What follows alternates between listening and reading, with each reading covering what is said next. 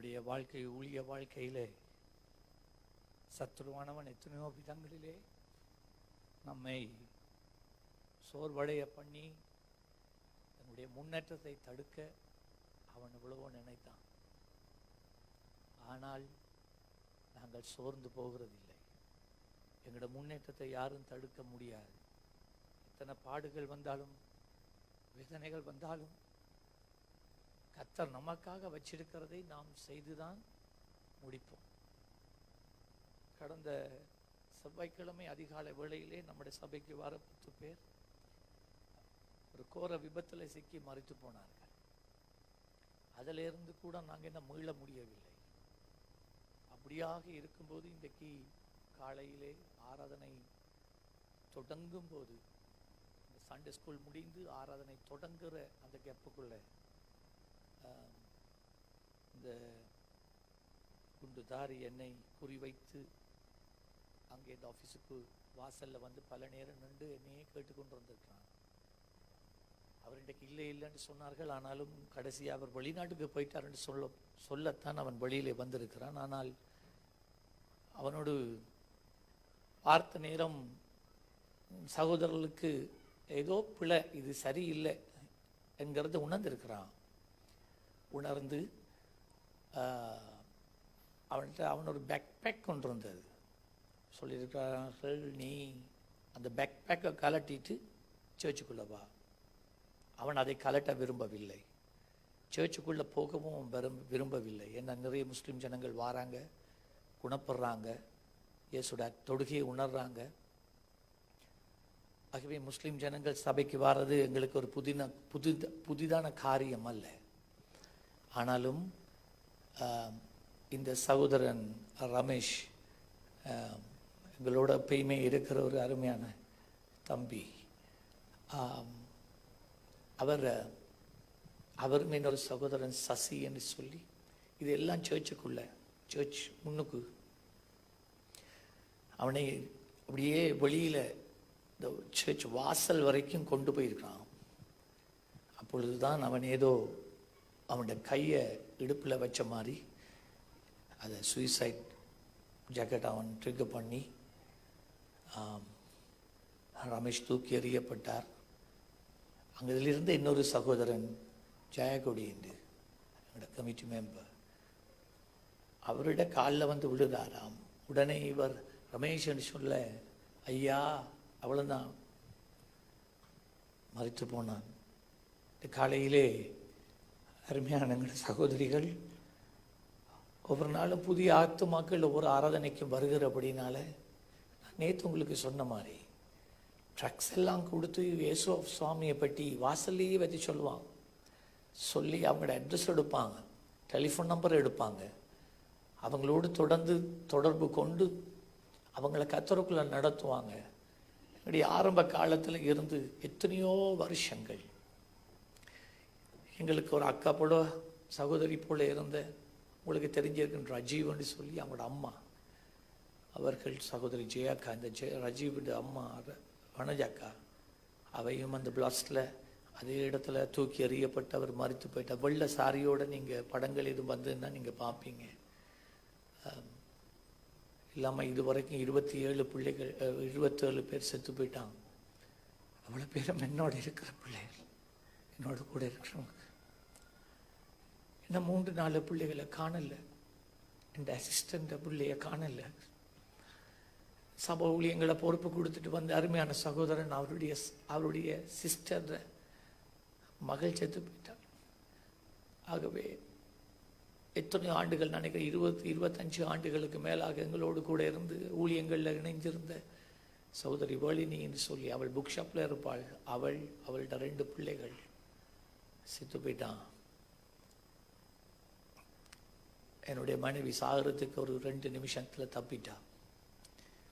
அவனோட கதைச்சிட்டு வீட்டுக்குள்ளே போகிற நேரம் கூரை இடிஞ்சு கீழே விழுந்திருக்கிறது. என்னுடைய மகள், மூத்த மகள் வாசல்ல இருந்துட்டு உள்ளுக்குள்ளே இருந்த இன்னொரு சகோதரி இவளை வீட்டு ஹாலுக்குள்ளே அழைத்திருக்கிறாள்.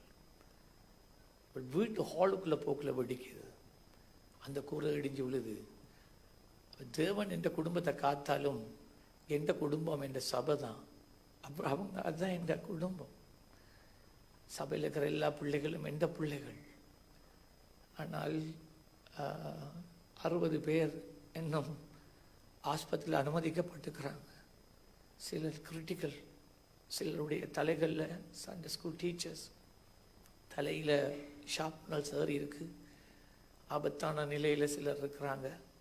சிலர் கேண்டி ஹாஸ்பிட்டலுக்கு ட்ரான்ஸ்ஃபர் பண்ணப்பட்டு கொண்டு இருக்கிறாங்க. அநேகமாக நாளைய தினத்தில் பொது மைதானம் ஒன்றில் அத்தனை அடக்க ஆராதனைகளும் நடக்கும் என்று நினைக்கிறோம். ஆரம்பம் எல்லாத்தையும் ஸ்டாப் பண்ணிட்டாங்க, கண்டாக்ட் பண்ண முடியாமல் இருக்கு இப்போ.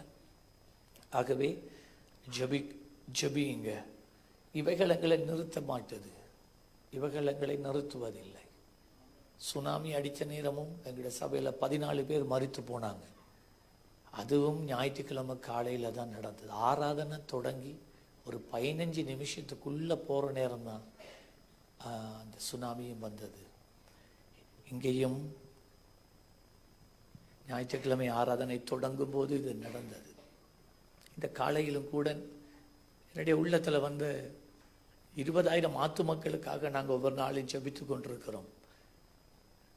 பாஸ்டர் லக்கியும் அதே நேரம் நான் சொல்லும்போது அதே நேரம் கர்த்தர் அவருக்கும் அதே காரியத்தை ஆவியானவர் போட்டுக்கிறார்.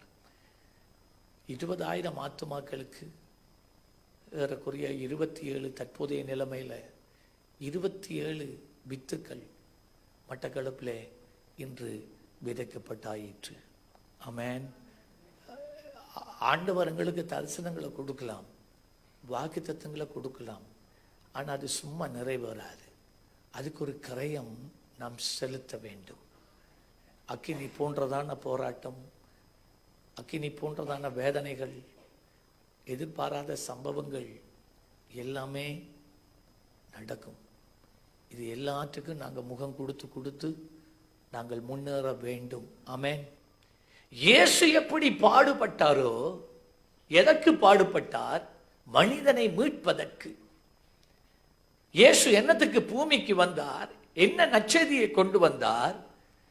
மரண இருளிலே இருக்கிற ஜனங்களுக்கு பேரொளியை காண்பிக்க வந்தார். நரகத்தை நோக்கி போகின்ற மனிதனை பரலோகத்தோடு சேர்க்கிறதுக்கு வந்தார். அதுக்குத்தான் இயேசு வந்தார். அதுதான் நற்செய்தி, அதுதான் சுவிசேஷம். இயேசு வந்தது மனிதனை வாழ வைப்பதற்கு. இயேசு வந்தது மனிதனுடைய பாவங்களை போக்குவதற்கு. இயேசு வந்தது நரகத்துக்கு கோபாக்கினைக்கு ஒப்பு கொடுக்கப்பட்டவர்களாக இருந்த எங்களை ஆண்டவருடைய சமூகத்திலே கொண்டு சேர்ப்பதற்கு. இந்த சுவிசேஷம், இயேசு சிலுவையிலே மரித்தது ஒரு கூட்ட ஜனத்துக்காக மாத்திரமல்ல. இயேசு இந்த பூமியிலே மரித்தது இந்த உலகத்திலே இதுவரைக்கும் பிறந்து மரித்திருக்கிற, பிறந்து வாழ்கின்ற, இனிமேல் பிறந்து வாழ போகின்ற ஒவ்வொரு மனிதனுக்காக இயேசு சிலுவையில் மரித்தார். ஒரு குறிப்பிட்ட ஜனங்களை தேடி இயேசு வரவில்லை. இந்த உலகத்தில் இருக்கிற ஒவ்வொரு மனிதனையும் தேடி இயேசு வந்தார். ஒவ்வொரு மனிதனுக்கும் ஜீவனை கொடுக்க இயேசு வந்தார். என் ஆண்டவராகிய இயேசு ஜாதி, மதம், பேதங்கள், சமயங்கள் இவை எல்லாவற்றுக்கும் அப்பாற்பட்டவர். இவை எல்லாவற்றுக்கும் அவர் அப்பாற்பட்டவர். மனிதர்கள் இயேசுவை புறக்கணிக்கலாம், மனிதர்கள் இயேசுவை எதிர்க்கலாம். ஆனால் இயேசு மனிதர்களை புறக்கணிக்கிறவர் அல்ல. இயேசு மனிதர்களை ஏற்றுக்கொள்ளுகிறார். அந்த இருதயம்தான் இன்று நமக்கும் இருக்கிறது. இந்த தீய மனிதர்கள் அப்பாவி ஜனங்களை, கிறிஸ்தவர்களை கொல்ல வேண்டும் என்று நீ நினைத்தாய், அவர்களை அழிக்க வேண்டும் என்று நீ நினைத்தாய். இன்று கிறிஸ்தவ சமுதாயமாய், தேவனுடைய ஊழியக்காரனாய், சீயோன் சபையினுடைய பிரதான மேய்ப்பனாக நான் உனக்கு சொல்லுகிறேன், உன்னை இயேசு நேசிக்கிறார். நாங்களும் உன்னை நேசிக்கிறோம். கல்வாரி சிலுவையிலே இயேசு இன்றைக்கு நீ செய்த இந்த கொடூர செயலை அறிந்து உன்னை மன்னித்தார். ஆண்டுடைய பிள்ளைகளாகிய இருக்கிற நாங்களும் சபையும் உன்னை மன்னிக்கிறோம்.